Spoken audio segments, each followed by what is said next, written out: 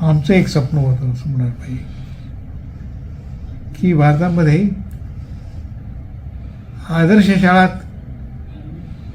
कशा तयार करायच्या आणि त्याही शिशुशाळा त्या म्हणजेच प्रायमरी वर्गासाठी आदर्श शाळा तयार करता येतील का आणि अशा खूप शाळा तयार करायच्या म्हणजे भारतामध्ये आदर्श शाळेचा एक समूह तयार होईल. त्यानंतर नगरच्या शाळेमध्ये त्या मुलांनी तयार केलं आणि ते जे मॉडेल पाहून आम्ही सर्वजण थक्क झालो आणि खरोखर एक प्रकारचा आम्हाला गर्व वाटतो. छाती फुगून येते की आपण एक आदर्श शाळा तयार करू, एका गावातून एका खेडेगावातून तयार करू शकतो.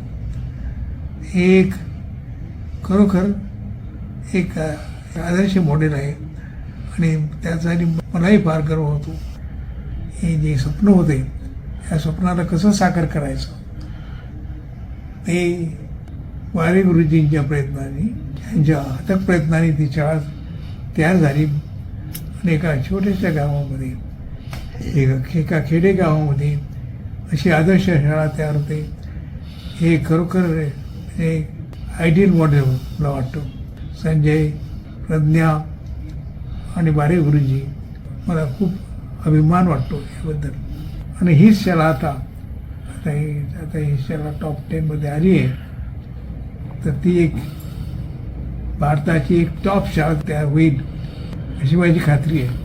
आणि हे शब्द मी जेव्हा ती शाळा तयार झाली होती त्यावेळेस म्हटले होते की ही शाळा टॉप 10 स्कूल्समध्ये भारताच्या येईल आणि पुढे अतिशयोक्ती नसेल पण ती या जगामध्ये टॉप 10 स्कूलमध्ये आणि एक टॉप शाळा म्हणून गौरविली जाईल अशी मला खात्री वाटते.